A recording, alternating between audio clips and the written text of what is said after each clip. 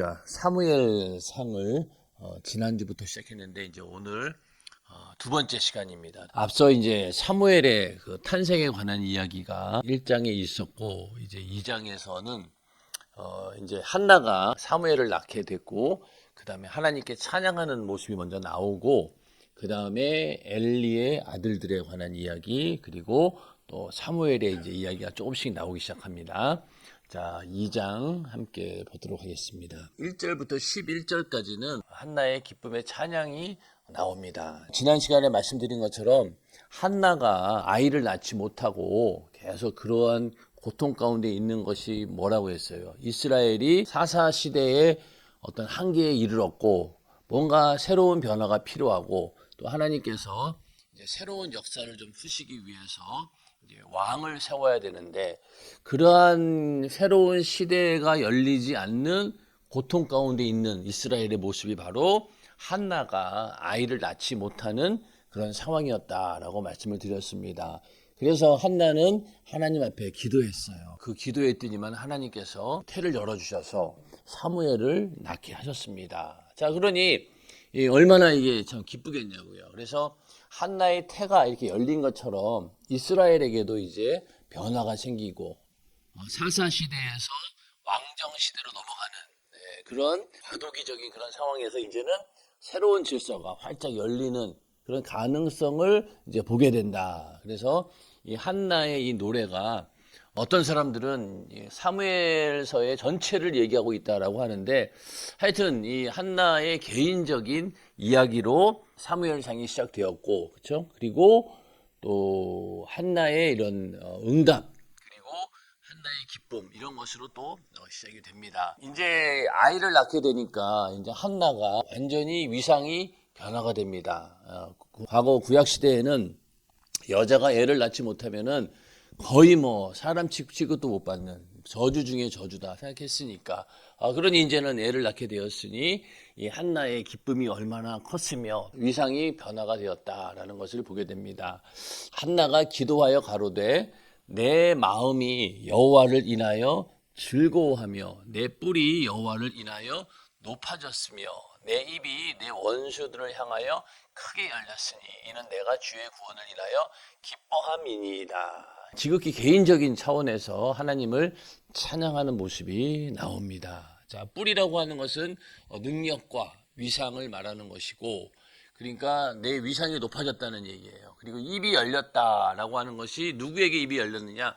원수들을 향해서 입이 열렸다는 거예요. 지금까지는 이 한나를 비웃고 조롱하고 멸시하고 그랬는데 이제는 자기가 그들을 비웃을 수 있는 그런 입이 열린 그런 상태가 되었다. 그래서 이런 모든 기쁨이 어디에서 오느냐?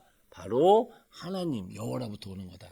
하나님 여호와께서 한나의 기도를 들어주시고 그 기도에 응답해 주셨기 때문에 그 기쁨이 이유와 목적은 다 어디에 있느냐? 하나님께 있다는 겁니다. 한나가 이렇게 찬양으로 시작하면서 이제 그 2절부터는 또 어떤 얘기를 하냐면은 하나님은 어떤 분인가라는 그런 찬양이 들어갑니다. 그래서 여호와 같이 거룩하신 이가 없으시니 이는 주밖에 다른 이가 없고 우리 하나님 같은 반석도 없으심이니이다.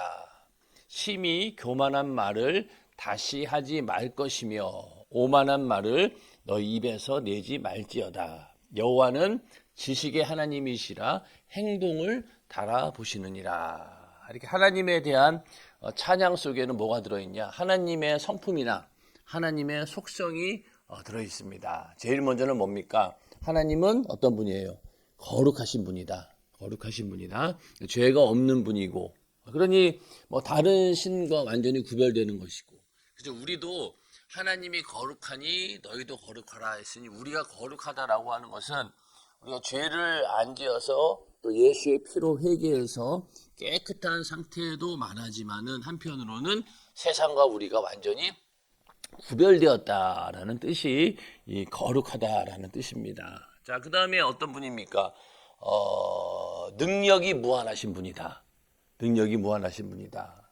그러다 보니까 우리의 어떤 반석이 된다는 거예요. 반석은 우리를 보호해주는 분이고 흔들리지 않는 믿음의 대상이 되신다. 그래서 반석이다라는 얘기는 뭐 시편에서 뭐 엄청 많이 나오잖아요. 그래서 하나님은 반석이시다라는 내용이 많이 나옵니다. 자, 그래 능력이 무한하신 분이고 또 모든 것을 다 아시는 분이죠.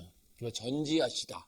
아까는 전능하시다. 무소부재하시고 전지전능하시다. 그러니까 장소에 제한당하지 않으시고 어느 곳에나 계시고 어느 곳에서나 우리를 볼 수 있는 그런 분이 바로 하나님이십니다.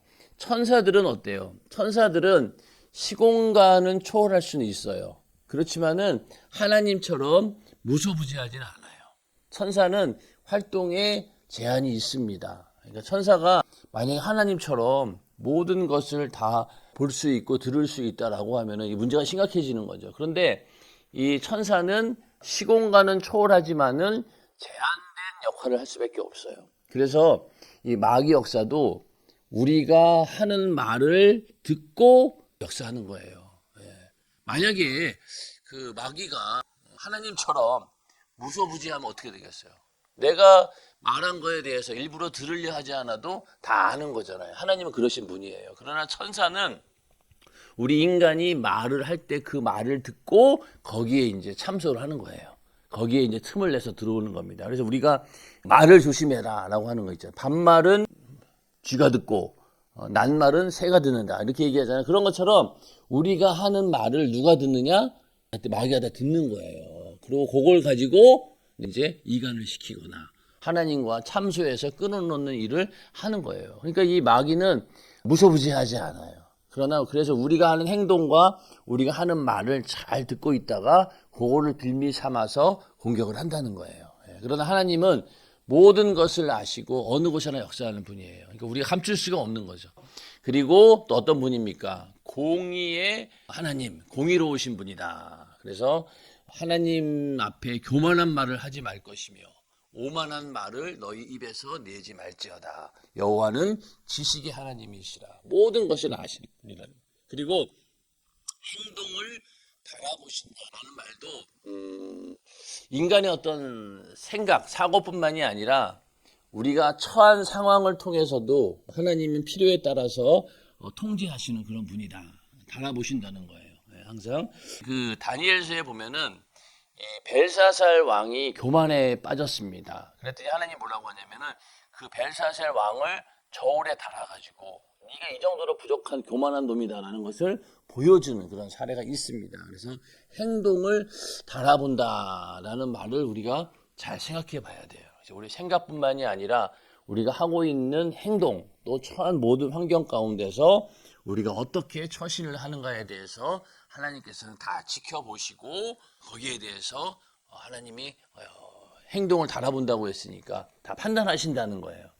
그래서 우리가 이런 하나님의 속성에 대해서 한나는 찬양을 통해서 이렇게 노래를 하고 있습니다.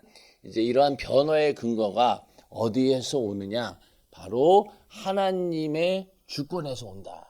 하나님의 주권에서 온다라는 것을 또 찬양을 합니다. 자, 4절 용사의 활은 꺾이고 넘어진 자는 힘으로 띠를 띠도다. 유족하던 자들은 양식을 위하여 품을 팔고 줄이던 자들은 다시 줄이지 않도다. 전에 잉태치 못하던 자는 7을 낳았고 많은 자녀를 둔 자는 쇠약하도다. 여호와는 죽이기도 하시고 살리기도 하시며 음부에 내리게도 하시고 올리기도 하시는도다. 여호와는 가난하게도 하시고 부하게도 하시며 낮추기도 하시고 높이기도 하시는도다. 자, 이런 말씀을 쭉 읽다 보면 무슨 생각이 들어요? 하나님의 이거는 주권인 거예요. 하나님의 암이라는 거예요. 자, 하나님 마음대로 용사의 활을 꺾을 수도 있는 것이고, 그렇죠? 뭐 가난하던 자들이 부자가 되기도 하고, 부자가 또 가난해지기도 하고, 그렇죠? 죽이기도 하고 살리기도 하고 이러한 모든 일들을 누가 하시느냐? 하나님이 주관하신다는 거예요. 이건 하나님의 주권인 거예요. 그러니까 이 토기 주제에 토기장이한테 왜 나를 이렇게 접시로 만들었어요? 나는 차라리 좀 이렇게 좀 괜찮은 그릇으로 만들지 왜 나 이런 거로 만들었어요? 하고 아무리 얘기해도 소용없다는 거예요. 그건 토기장의 마음인 것처럼 하나님의 마음이에요. 자, 그렇지만은 이런 하나님의 주권이 만약에 하나님이 신실하지 않으시고 그렇다면 어떻게 되겠어요? 이 하나님의 주권은 막 엉망진창이 되고 막 감정에 따라서 흔들릴 겁니다. 예. 그리스 신화에 보면은 거기에 나오는 신들 보면은 그 신들은 신실하지가 않아. 자기 마음대로 감정에 따라서 막 바뀌어. 그러니까 신이라고는 하지만은 힘은 가지고 있지만은 그러나 신실하지 못하고 거룩하지 못하기 때문에 그런 신들은 오히려 인간들에게 해를 주고 두려움의 대상이 되는 겁니다. 그런데 하나님은 이렇게 능력이 있지만은 어떻습니까? 바로 그 신실하심이 있기 때문에 이러한 주권들이 공정하게 이루어지는 겁니다. 자, 하나님의 그 여호와의 주권이 좌우하고 있는 게 뭐예요? 전쟁의 승패를 좌우합니다. 그렇죠? 전쟁의 승패. 그리고 두 번째는 경제적인 여건.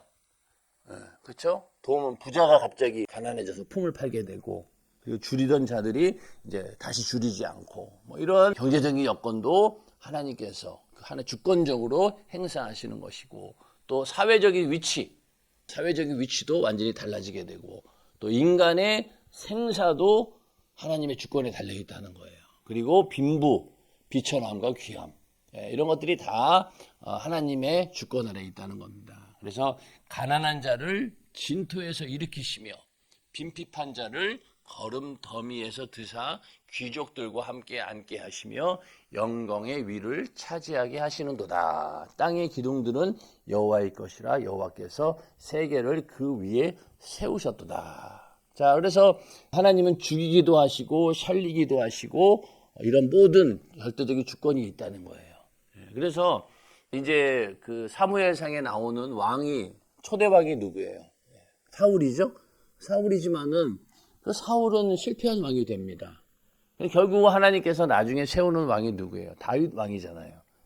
그런 것처럼 그러한 모든 역사가 하나님의 주권으로 이루어지는 거예요. 그러니까 죽이기도 하고 살리기도 하고 다 하신다는 거예요.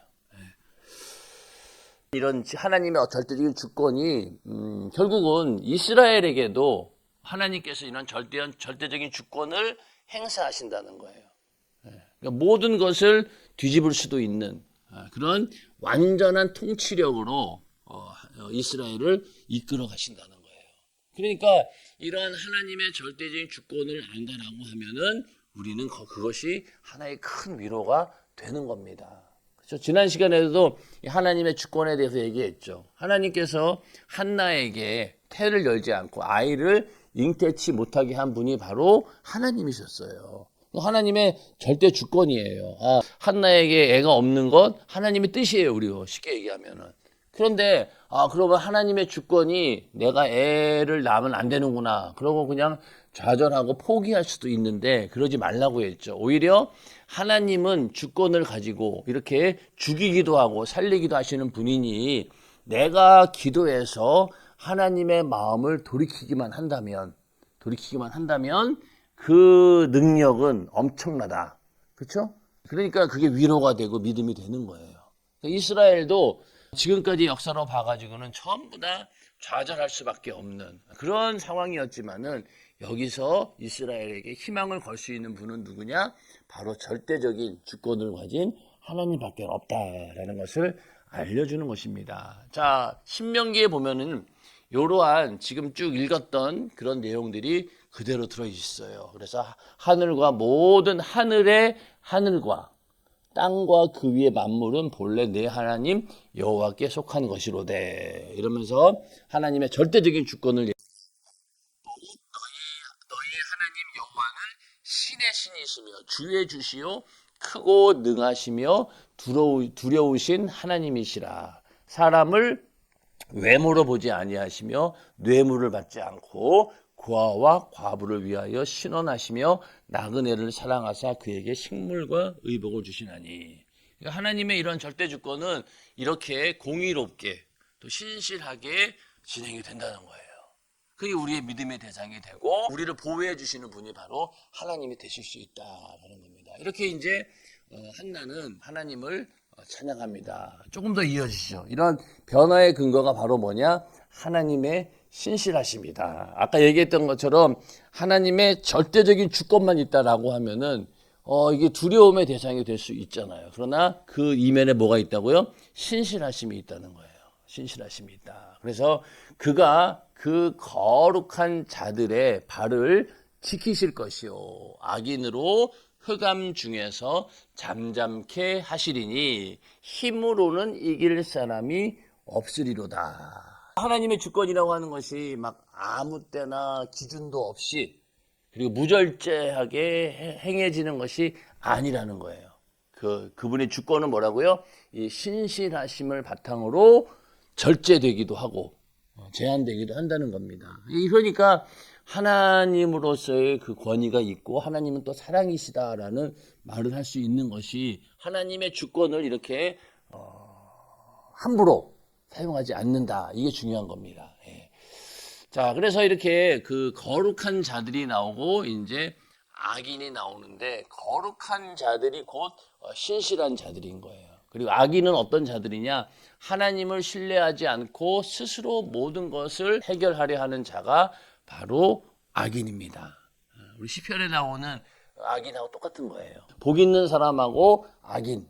그래서 여기도 이 거룩한 자들이 누구냐? 바로 하나님 앞에 신실한 자들을 말하는 것이고 악인은 하나님을 신뢰하지 않는 스스로 살려고 하는 그런 자들이 바로 악인인 겁니다. 그래서 거룩한 자들의 발은 하나님이 지키지만은 악인으로 흑암 중에서 잠잠케 하시리니 힘으로는 이길 사람이 없으리로다.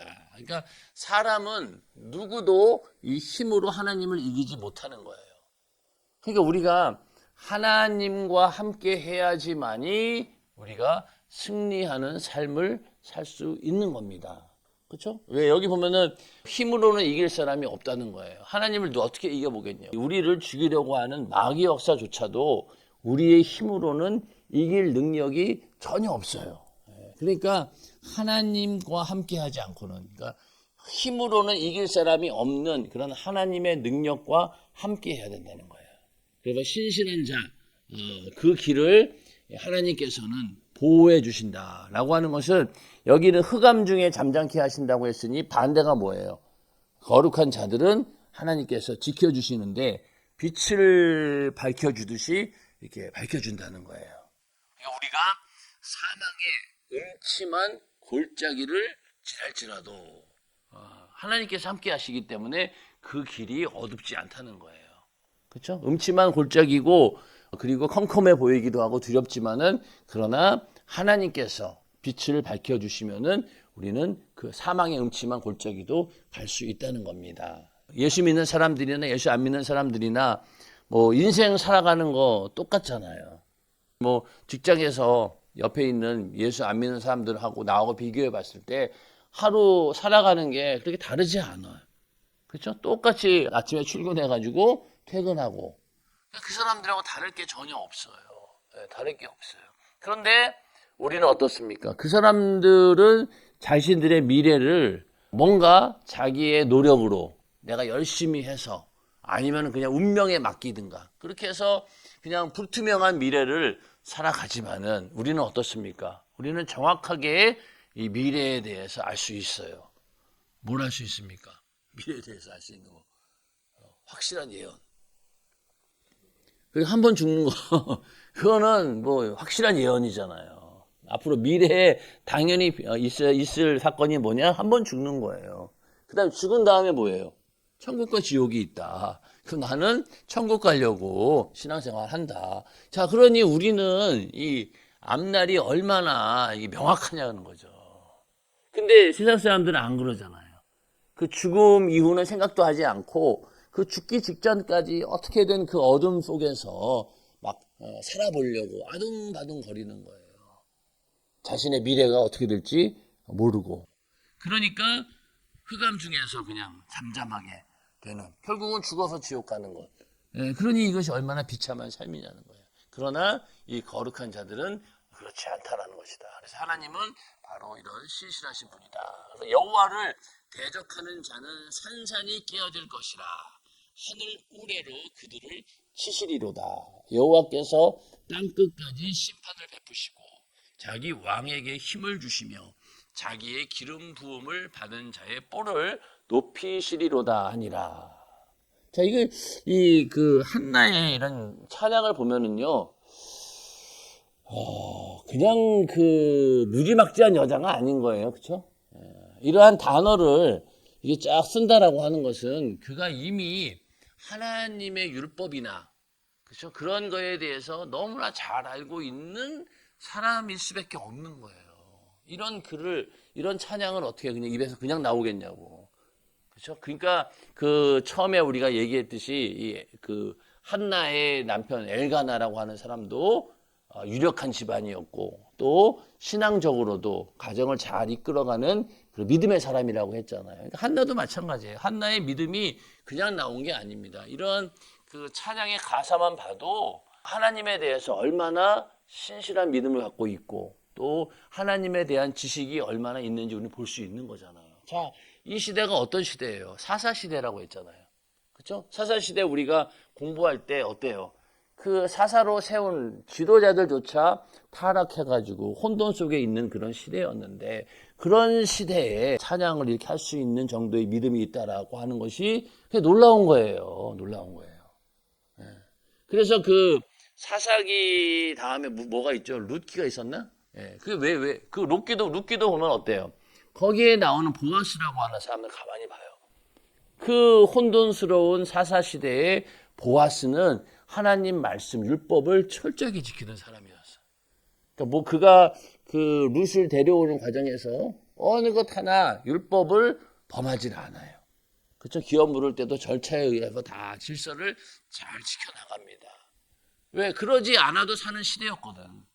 그렇죠? 주변의 모든 상황은 하나님 율법을 무시하고 그냥 자기 멋대로 살았던 시대가 바로 사사시대예요. 그런데 그 보아스라고 하는 사람은 그 가운데서도 믿음을 지킨 사람이에요. 그래서 성경에 기록된 것이고 이 한나라고 하는 여자도 그렇고 엘가나라고 하는 사람도 어떻습니까? 바로 그런 믿음의 사람이었어요. 그러니까 오히려 이러한 암흑기 같은 혼돈 시대에 더 빛나는 믿음을 가진 자들인 거죠. 그래서 이 엘가나가 이제 라마의 자기의 집으로 돌아가고 그 아이는 제사장 엘리 앞에서 여호와를 섬기니라. 그러니까 이제 사무엘은 이제 여호와를 섬기기 위해서 하나님께 바쳐지게 됩니다. 자, 그 다음에 2장 12절부터 36절까지는 엘리의 아들들의 죄의 이야기. 그러면서 이제 사무엘의 이야기가 나옵니다. 여기 그 저자가 의도적으로 비교를 많이 해요. 그래서 엘가나라고 하는 그 가정하고 엘리 제사장의 가정과 이 글을 읽다 보면은 비교할 수밖에 없는 거예요. 그래서 엘가나의 신앙과 엘리는 그 당시 대제사장이잖아요. 그럼에도 불구하고 자녀 교육이 엉망인 겁니다. 그런 거 봤을 때 한쪽 집안에서는 사무엘이라고 하는 그런 믿음의 지도자가 나오고 한쪽 집안에서는 어때요? 엘리의 두 아들들이 완전히 그냥 개판. 그래서 결국은 이 엘리 가문이 망하게 되잖아요. 그런 모습을 대조적으로 보여주고 있어요. 엘리의 아들들은 불량자라 여호와를 알지 아니하더라. 여호와를 알지 않는다라고 하는 건 뭐예요? 이 안다라고 하는 것은요, 사고와 행동을 같이 한다는 뜻이에요. 내가 하나님을 안다라고 하면은 하나님을 내가 경험한다라는 뜻인데 그게 뭐냐? 그와 사고와 행동을 내가 같이 하겠다라고 하는 그런 믿음의 언어가 바로 이 안다라고 하는 말이에요. 그런데 이 엘리의 아들들은 이 불량자, 정말로 불량배 같은 놈들이고 여호와를 알지 않는다라고 하는 것은 하나님과 방향이 완전히 다르다는 거죠.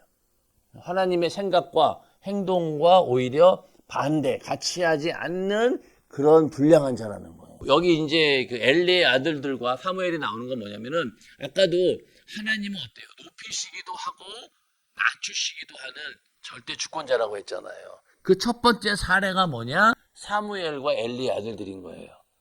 자, 엘리의 아들들은 하나님께서 낮추고 버리는 카드가 되는 거고 사무엘은 어때요? 하나님이 쓰시는 카드가 되는 거예요. 절대적인 주권에 대한 처음 그 사례가 바로 이 사무엘과 엘리의 아들들입니다. 자, 그러니까 여기 또 이 두 아들 흠니와 비느하스가 지은 죄가 뭐냐면은 이제 뒤에 나오지만은 하나님이 정하신 그 제사의 규례를 자기네 스스로가 범하는 거예요. 거기다가 폭력까지 사용합니다.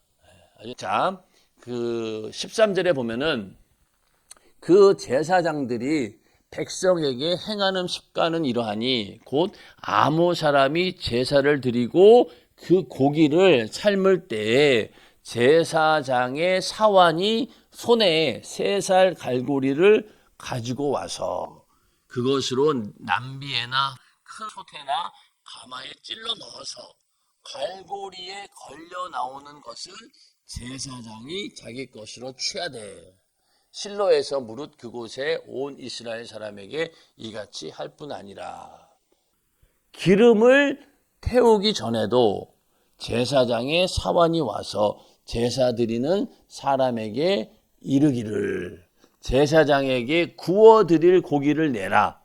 그가 네게 삶은 고기를 원치 아니하고 날 것을 원하신다 하다가 그 사람이 이르기를 반드시 먼저 기름을 태운 후에 내 마음에 원하는 대로 취하라 하면 그가 말하기를 아니라 지금 내게 내라. 그렇지 아니하면 내가 억지로 빼앗으리라 하였으니 이 소년들의 죄가 여호와 앞에 심히 크면 그들이 여호와의 제사를 멸시하였음이니라. 이 기름을 태우기 전이라고 하는 말은 뭐냐면은 제물의 기름은 하나님께만 드리게 되어 있어요. 그러니 기름을 태우기 전에 가져오라 라고 한다라고 하는 것은 어떤 거예요? 하나님께 드릴 거를 내가 가져간다는 거예요. 자, 그 다음에 삶은 고기를 원치 않는다. 생고기를 달라는 거지. 날 것을 달라는 거예요. 자, 그러면은 그 생고기에는 뭐가 있겠어요? 피도 있겠죠. 기름도 있고 피도 있는 거예요. 근데 이런 것들은 다 뭡니까? 하나님께서 율법적으로 다 금지하고 있는 거예요. 피와 기름을 먹지 말아라. 그렇죠? 여호와께서 모세에게 일러 가라사대 이스라엘 자손에게 고하여 이르 너희는 소나 양이나 염소의 기름을 먹지 말 것이요 스스로 죽은 것의 기름이나 짐승에게 찢긴 것의 기름은 달리는 시련이와 결단코 먹지 말지니라. 근데 이거를 그냥 먹겠다는 거잖아요. 그리고 사람이 여호와께 화제로 드리는 희생의 기름을 먹으면 그 먹는 자는 자기 백성 중에서 끊쳐지리라. 너희의 모든 사는 곳에서 무슨 피든지 새나 짐승의 피를 먹지 말라. 무슨 피든지 먹는 사람이 있으면 그 사람은 다 자기 백성 중에서 끊쳐지리라. 그러니까 기름도 먹어서도 안 되고 피도 먹어서도 안 되는 거예요. 이게 하나님이 정한 율법이라고. 그런데 이거를 어때요? 이 엘리의 아들들이 이러한 것들을 다 무시하고 이런 규정들을 다 범해 버린 거예요. 그 억지로 뺏는, 그러니 폭력을 행사한 거죠. 자, 그래서 이 소년들의 죄가 이렇게 나오는데, 자, 여기 엘리의 이 당시 때 나이로 봐서 이 엘리의 아들들이 소년들은 아니야. 엘리의 어린애들이 아니야. 그런데도 성경은 뭐라고 했냐면은 이 소년들의 죄다 이렇게 기록을 한 거예요. 그러니까 나이는 먹었는데 늙은 소년들인 거죠. 철없는 그런 사람들인 거예요. 그래서 여기 보면은 소년들의 죄가. 그러니까 이 사람들은 이 엘리의 그 아들들이면은 이때 제사장이었어요. 그렇죠? 엘리가 대제사장이고 이 두 아들은 제사장 직분이었단 말이에요. 그러니 얼마나 많은 특권이 있었고 또 하나님의 축복이잖아 이게. 그게 제사장의 그 반열에 들어간다라고 하는 것은요 엄청난 거예요. 그렇죠? 그런데 그런 것들을 자신들의 탐욕을 충족시키는 일에 사용하게 됩니다. 그러니까 성경에는 이 사람들은 그냥 소년들이다 이렇게 얘기를 하고 있는 거예요. 근데 실제는 나이가 많았다는 거예요. 그리고 사무엘하고 비교가 되는 거지. 사무엘은 실제로 어린 나이에 소년 사무엘이고 이 사람들은 나이는 먹었고 철이 없는 그런 소년인 거예요. 그렇게 해서 우리 영적인 성숙도는 신체적인 성숙도가 비례하지 않는다. 그러니 오늘날도 내가 예수를 뭐 몇십 년을 믿었습니다 라고 한다 하더라도 여전히 영적으로는 어린 아이들이 있다는 거예요. 단단한 식물을 먹지 못하는 거예요. 그래서 하나님 말씀을 들어도 그 말씀을 다 소화시키지 못하는 사람들이 바로 영적인 어린아이들인 거예요. 단단한 걸 못 먹어. 그러니까 항상 이렇게 이유식처럼 이렇게 만들어줘야 되고 아주 먹기 편하도록 만들어주는 것만 먹는다는 거예요. 그러나 장성한 자는 어때요? 단단한 식물을 먹을 수 있다는 거예요. 그래서 단단하지만은 그것도 막 씹어 먹기도 하고. 자, 요리로 치면은 그냥 해주는 밥만 먹는 사람들은 어린아이들이죠. 그래서 해주는 거 다 떠먹여주고. 그것도 그냥 안 먹을래 그러니까 가서 엄마가 직접 입 벌려가지고 떠먹여주고 막 이런 아이들이 있는 반면에 나중 가서 이제 장성하면 어떻게 됩니까? 요리를 자기가 하잖아요. 요리해가지고 엄마 아빠 한 끼 이렇게 대접도 해드리고, 그렇죠? 그런 아이하고 그냥 맨날 떠먹여주는 그게 참 그런 거예요. 하나님 말씀을 가르쳐주고 가르쳐주면은 그 하나를 알면은 좀 응용을 해가지고 성장을 해야 되는데 하나를 가르쳐준 것도 소화를 못해요. 그러다 보니 조금만 자기에게 서운한 말을 하면은 시험 들고 마음에 상처받고 나 교회 안 다닐래 이러고 그런 영적인 아이들이 많잖아요. 그러니까 나이를 먹어도 그거는 고쳐지지 않아요. 그런데 어렸을 때부터 또 신앙에 철이 든 사람들은 그런 것들을 잘 이겨냅니다. 아무리 힘들고 어려운 하나님이 주신 명령이라 할지라도 거뜬히 이겨내는 거예요. 그래서 이 신앙의 어떤 성숙도는 나이와 상관이 없어요.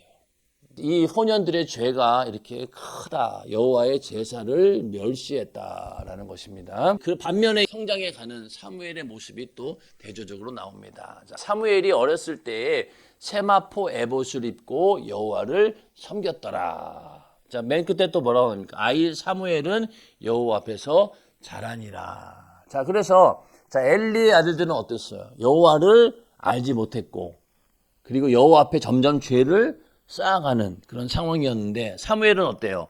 여호와를 섬기고 그리고 여호와 앞에서 잘 자라난다. 이렇게 대조를 시키고 있는 겁니다. 자, 세마포 에봇을 입었다라고 하는 것은요. 이 제사장이 입는 옷이에요. 다윗이 법궤가 들어왔을 때 춤추었을 때 입었던 옷이 바로 이 세마포 에봇입니다. 자, 그런데 성경에 보면은 이 30세가 될 때까지 제사장 직분을 받지 못했어요. 율법에는. 그러니까 그리고 25살이 되어야지만이 성전에서 근무할 수 있는 자격이 주어집니다. 자, 그러면은 이 지금 사무엘은 태어나자마자 성전에서 뭐라고 했어요? 여호와를 섬겼다고 했잖아요. 그런 거 보면은 이게 좀 안 맞는 거야. 안 맞는 거야. 그래서 레위인은 이같이 할지니 곧 25세 이상으로는 회막에 들어와서 봉사하여 일할 것이요. 50세부터는 그 일을 쉬어 봉사하지 아니할 것이나.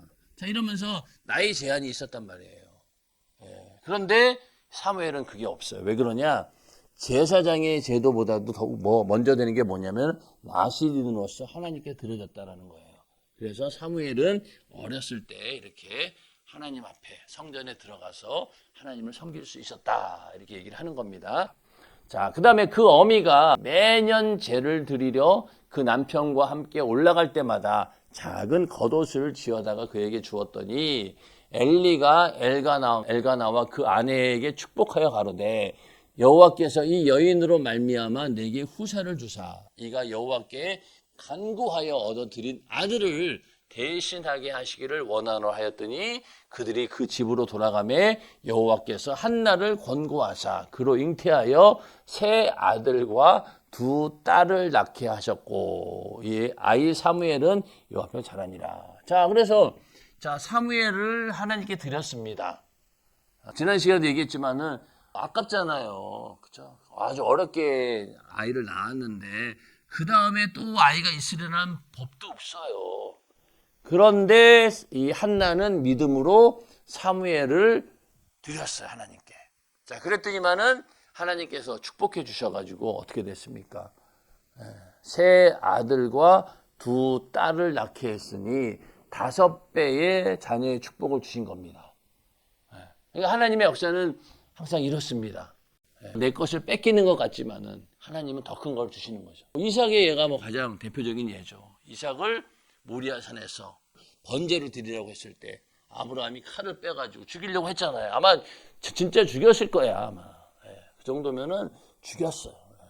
그런데 하나님께서 오히려 그 믿음을 보시고 하나님은 자기 아들을 우리에게 주셨습니다. 그 정도로 하나님께서 주시는 복은 이렇게 우리 것을 빼앗는 것이 아니라 더 큰 복을 주시는 분이 바로 하나님이시다. 그래서 이제 졸지에 그냥 자녀가 5명이 생긴 거예요. 하나도 없었는데. 예, 하나님의 그런 복을 이제 한나가 받게 되죠. 그러니까 그 사무엘을 얻을 때도 저 엘리가 축복해서 그대로 그 축복이 임한 거잖아요. 그러니까 엘리가 지금 영감도 잃어가고 쇠퇴해 가는 그런 제사장이었지만은 그러나 아직까지는 하나님께서 그에게 축복할 수 있는 권한도 주셨고 대제사장으로서의 역할을 하고 있었다는 거예요. 그걸 또 그대로 이제 믿음으로 받아들였기 때문에 이런 일들이 또 생기게 된 겁니다. 자, 그 다음에 이제 엘리와 그 아들들의 이제 얘기가 나오는데, 자, 엘리가 매우 늙었더니 그 아들들이 온 이스라엘에게 행한 모든 일과 회막문에서 수종드는 여인과 동침하였음을 듣고 그들에게 이르되 너희가 어찌하여 이런 일을 하느냐? 내가 너희의 악행을 이 모든 백성에게서 듣노라. 자, 여기서 엘리의 아들들이 참 망측한 짓을 합니다. 그러니까 성전 안에서 수종드는 여인과 동침했다는 거예요. 그러니까 이거는 자, 제사 지내는 그런 자리에 제사장들이 오히려 그렇죠, 죄 안 지으려고 그렇게 막 성결하게 자기를 이렇게 어떻게 지키고 또 조금이라도 죄를 지었다라고 하면 어때요? 그 빨리 회개하고 거룩하게 만들어서 하나님께 제사를 지내는 게 제사장의 일인데, 자, 그 안에서 저런 일을 벌였으니 이 얼마나 이게 죄악이 크겠냐고요. 그리고 나서 이 사람들이 회개를 하지 않아요. 아무리 아버지가 이렇게 경고를 해도 뭐라고 했어요? 그 아비의 말을 듣지 않았다는 거예요. 회개를 하지 않았어요. 그러니까 죄를 짓는 것도 나쁘지만은 그 죄에 대해서 뻔뻔스러운 자세를 취하는 게 더 나쁜 거죠, 이게. 이거는 고칠 수 있는 방법이 없는 거예요. 내가 죄를 지었습니다라고 누가 지적해 주면은 어이쿠 하고 내가 죄인입니다 라면서 깨달으면은 그나마 가능성이 있지만은 아무리 지적해 줘도 듣지 않는다라고 하면은요, 구제의 방법이 없는 거예요. 지금 엘리의 두 아들들이 그런 지경까지 온 것 같아요. 자, 그래서 그 엘리는 정말로 그 여호와를 경외했던 사사이고 제사장입니다. 그가 그렇게 제사장으로 쓰임 받을 수 있는 것이 그냥 된 거는 아니라 이거지. 그런데 그 또 많은 백성들에게 율법을 가르쳤지만은 정작 자식들에게는 적용하지 못했다는 거예요. 자, 이렇게 많은 악한 일들을 자기가 보고를 받았다라고 하면은 아버지로서가 아니라 대제사장으로서 이 제사장의 직무 정지 조치를 했어야 되는 거예요. 그렇죠? 네.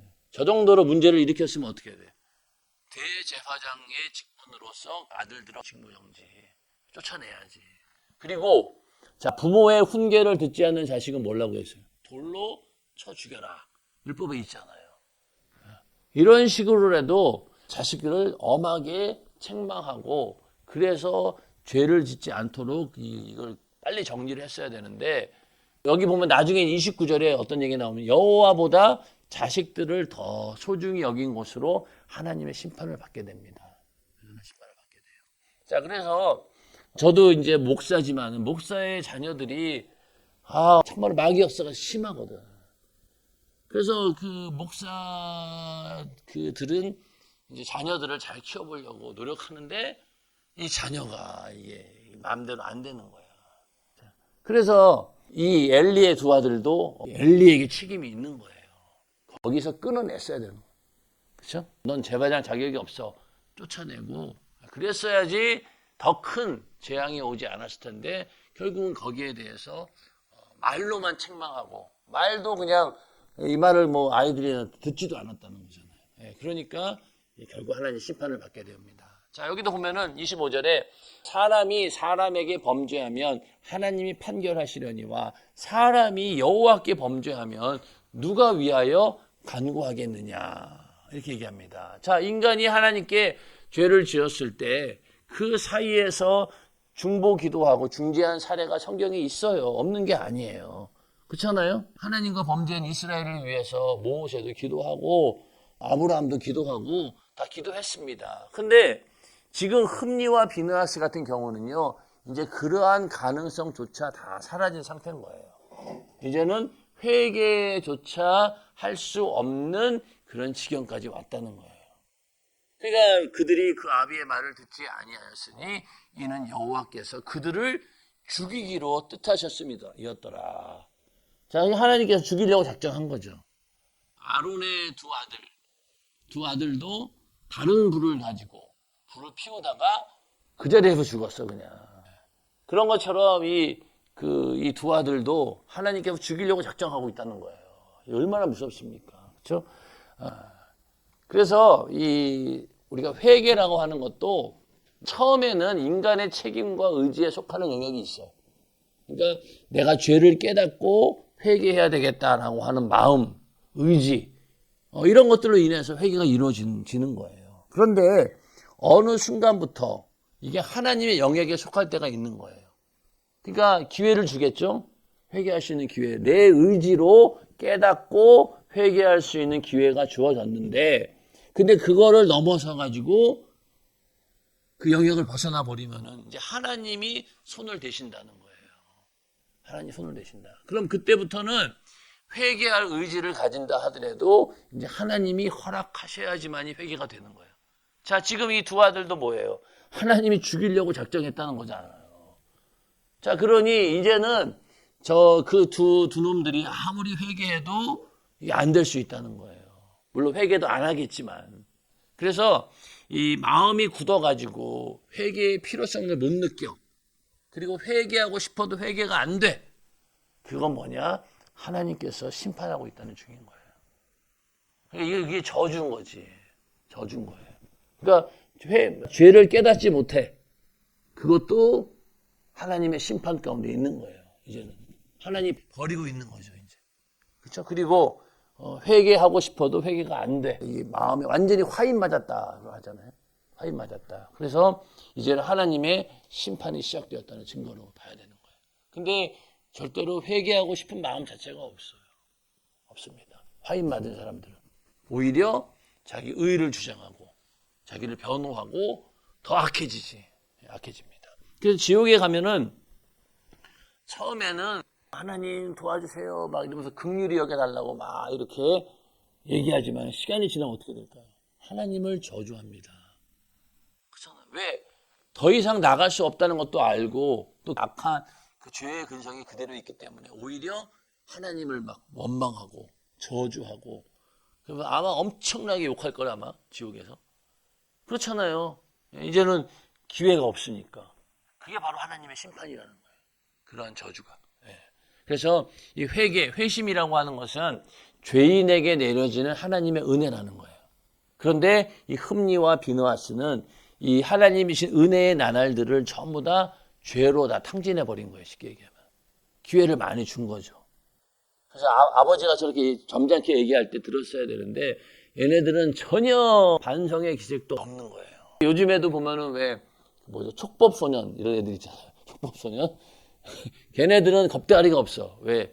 어차피 법에 의해서 자기는 다 훈방 조치될 것이고 기껏 해봐야 소년교도소 정도 간다. 이 정도로 알고 있기 때문에 별짓을 다 해도 거기에 대한 죄책감이 없는 거예요. 그러니 촉법소년들이 별짓을 다 해도 다 훈방 조치돼 버리니까. 그래서 지금 촉법소년의 나이를 더 낮춰야 된다. 그래야지 애들이 악행을 안 저지르지. 저 그거 믿고 막 애들이 난리를 피는 거잖아요. 어렸을 때부터 그렇게 자란 애들이 과연 나중에 가서 양심의 가책이나 있겠냐 이거지. 악해지는 거지 점점. 더 악해지는 거지. 그러니까 시대가 그렇게 아이들을 만들어 가는 겁니다. 그러나 이 사무엘은 점점 자라면서 여호와와 사람들에게 은총을 더욱 받더라. 그러니까 엘리의 아들들과 또 대조가 되고 있죠. 자, 그 다음에 이 이야기는 예수님의 어린 시절도 이렇게 얘기를 합니다. 예수는 그 지혜와 그 키가 자라가며 하나님과 사람에게 더 사랑스러워 하시더라. 그래서 오늘날 직장에서는 가스라이팅이라고 하나? 그런 게 있죠. 직장에서도 은근히 막 사람 갈구고 그래가지고 그 이제 특히 이제 간호사들이 그런 걸 많이 한다고 태움이라 그래가지고 간호사들이 여자들끼리 기센 여자들끼리 모여 있잖아. 그러니까 막 아주 쌀벌해. 그러니까 막 그 새로 들어온 간호사 교육시킨답시고 엄청나게 갈구는 거야. 그 거기에서 이제 가스라이팅이 이제 나온 거라 하더라고요. 그러니까 그 사람들로부터 사랑받아야 되는 존재가 그렇게 사랑받지 못하고 학교에서 학교 폭력에 시달리고 왕따 당하고 그게 물론 자기는 잘못이 없어. 그렇죠? 내가 잘못 없이 당해. 그런데 잘 생각해 보면은 하나님의 은혜가 있어야 되는 거예요. 그렇죠? 그러니까 사람들에게 사랑받아야 된다는 거예요. 저기도 보면은 사무엘이 어떤 사람이었어요? 여호와 하나님으로부터 은총을 받고 사람들에게도 은총을 받았다는 거예요. 그렇죠? 그러니까 우리도 세상을 살아갈 때 하나님의 사랑받는 것도 중요하지만은 사람들로부터 사랑받는 것도 중요한 거예요. 그래야지만이 우리가 사회생활 하면서 그러한 험한 일을 당하지 않는다는 거예요. 그래서 기도할 때 하나님의 사랑을 받고 또 사람들로부터 내가 사랑받는 사람이 되게 해주세요. 이래야지만이 그 안에서 그런 험한 일들을 당하지 않는다는 거예요. 우리 아이들도 기도할 때 이걸 놓고 기도해야 되는 거죠. 하나님의 사랑도 받아야 되고 사람들로부터 사랑받아야 된다. 그렇게 우리가 기도해야 되는 겁니다. 사무엘은 이제 그렇게 잘 자라고 있다는 겁니다. 자, 그 다음에 이제 엘리의 집에 저주가 내립니다. 하나님의 사람이 엘리에게 와서 그에게 이르되 여호와의 말씀에 너희 조상의 집이 애굽에서 바로의 집에 속하였을 때에 내가 그들에게 나타나지 아니하였느냐. 자, 여기 보면은 이제 하나님의 사람이 나타나요. 이건 천사가 나타나서 엘리야에게 계시를 해준 건데 이 얘기는 뭐냐면은 이제 엘리는 더 이상 하나님의 대변인이 아니라는 거예요. 계시가 끊어졌다는 얘기예요. 그렇죠? 하나님이 직접 얘기하셔야지 왜 하나님의 다른 사람이 나오냐 이거예요. 그렇죠? 하나님이 직접 얘기해야 맞는 거지. 대제사장인데. 그런데 이제 끊어진 거야. 하나님 음성을 이제 듣지 못해. 자, 그러면서 애굽에서 있었던 이 얘기를 합니다. 그러니까 한때 노예였던 자들에게 이 제사장의 직분을 주었다는 거 아니겠어요? 너는 그 제사장의 직분을 이어받은 그런 영광을 받은 자요, 축복을 받은 자인데 제대로 감당하지 못했다. 그 얘기입니다. 자, 이스라엘 모든 지파 중에서 내가 그를 택하여 나의 제사장을 삼아 그로 내 단에 올라 분향하며 내 앞에서 에봇을 입게 하지 아니하였느냐? 이스라엘 자손에 드리는 모든 화제를 내가 네 조상의 집에 주지 아니하였느냐. 자, 그러니까 제사장의 특권이 뭐예요? 하나님의 제단에 올라가는 것, 그렇죠? 그리고 분향하는 것, 그리고 에봇을 입는 것, 하나님께 제사 지내는 것, 이게 다 특권이라는 거예요. 특권. 그런데 이제 이런 특권이 있었음에도 불구하고 감당치 못해요. 너희는 어찌하여 내가 나의 처소에서 명한 나의 제물과 예물을 밟으며 내 아들들을 나보다 더 중히 여겨 내 백성 이스라엘에 드리는 가장 좋은 것으로 스스로 살찌게 하느냐. 그러니까 아들을 더 중요하게 했다는 거예요. 그러니까 엘리의 죄가 자식들의 죄를 묵인한 거예요. 내가 짓는 것도 죄지만은 남의 죄를 방관하는 것도 심판의 대상입니다. 네 아들들을 나보다 더 중히 여겼다는 것이 이제 엘리의 죄인 거예요. 근데 오늘날 아이를 키우는 학부모들도 아들을 하나님보다 더 중히 여기는 경우가 많이 있어요. 저도 그렇게 애 키우면서 그런 적도 있었고, 그러니까 인간이니까 어쩔 수 없어요. 그러나 그런 것들을 빨리 우리가 알고 돌이켜야 되는 거예요. 요즘에는 아이를 너무 소중히 키우다 보니까 하나님 위에 있는 거야, 아이들이. 그래서 참 안타까운 거는 뭐 이제 여기 주일학교 교사 해봐서 알겠지만은 아이들끼리 싸우기도 하잖아요. 싸웁니다. 싸워요. 그러면 이제 누가 잘했냐 못했냐 뭐 그 교회에서 학폭위를 열 수도 없고, 학교 폭력위원회 열 수도 없고. 근데 그 아이들끼리 충분히 그럴 수 있는데 거기에 그냥 발끈해가지고 나 교회 다 한번 나가네 못 나가네 이렇게 돼버리면은 결국 이거예요. 자기 아들들을 자녀들을 하나님보다 더 위하고 있다는 증거예요. 만약 아이들 때문에 내가 교회를 떠난다? 그거는요 이게 쉽게 선택할 일이 아니잖아요. 그렇기 때문에 항상 자녀들이 하나님 위에 가면 안 되는 거예요.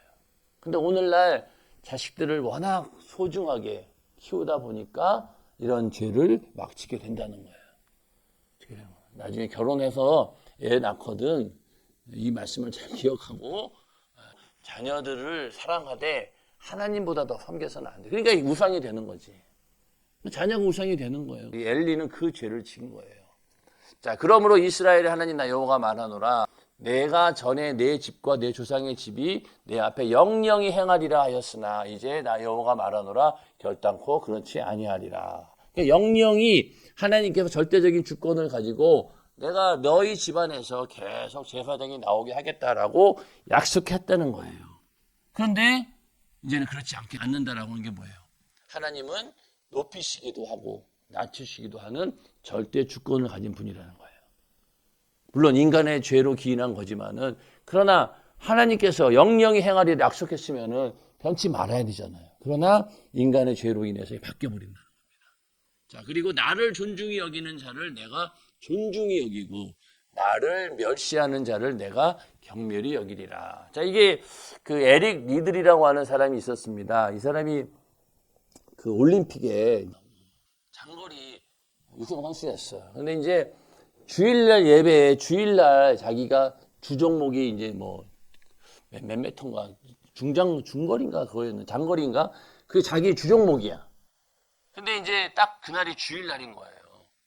그래서 주일날 나는 예배 때문에 뛸 수 없다. 그런데 이제 그때 이 에릭 리들에게 어느 사람이 메모지를 전달해 주었는데 그 메모지에 적힌 내용이 바로 이 말씀이에요.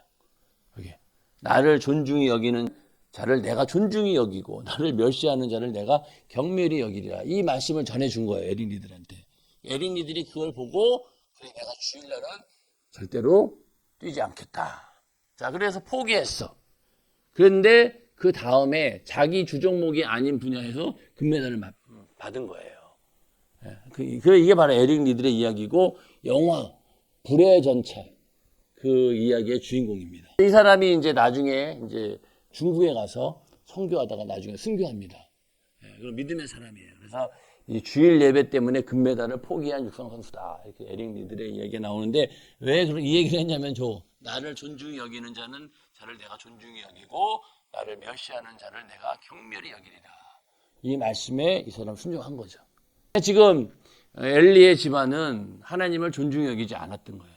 오히려 멸시하니까 결국은 그 집안이 저주를 이렇게 받게 됩니다. 자, 그러면서 어떤 저주가 임하느냐? 보라, 내가 내 팔과 내 조상의 집 팔을 끊어 내 집에 노인이 하나도 없게 하는 날이 이를지라.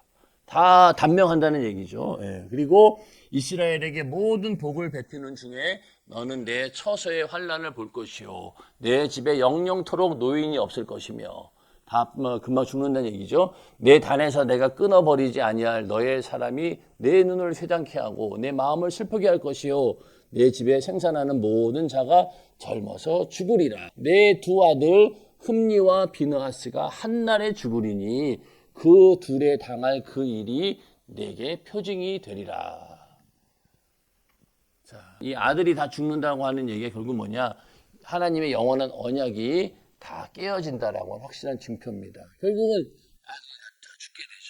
죽게 됩니다. 그리고 결국 그 이후로 엘리도 죽게 되고.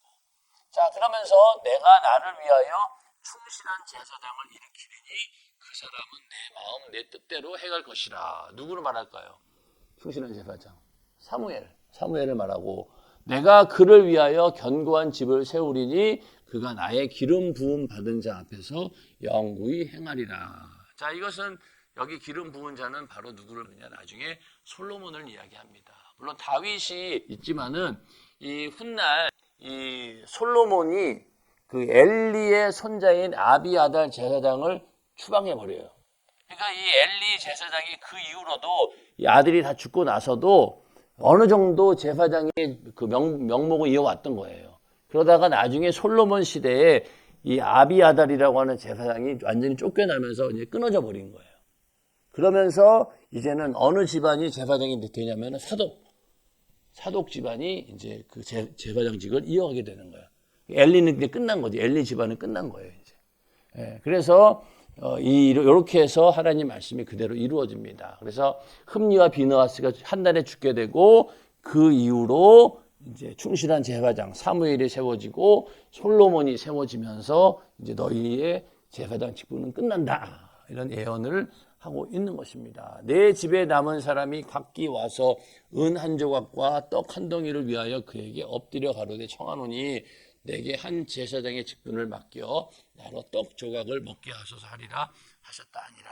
자, 그 이후로 이 엘리의 집안은 이 제사장 집안에서 완전히 사라지게 되는 그런 아주 불행한 하나님의 심판을 받고 저주를 받는 그런 제사장 집안이 된 겁니다. 자, 그래서 계속 강조하는 게 뭐예요? 쇠퇴하고 있는 엘리 제사장. 그렇죠? 그리고 반면에 막 상승하고 있는 사무엘의 어떤 제사장 직분 이런 것들을 보여주고 있고 또 자녀 양육에 실패한 엘리 집안 그리고 아까 말했듯이 엘가나, 한나, 사무엘의 집안과 비교가 되는 거예요.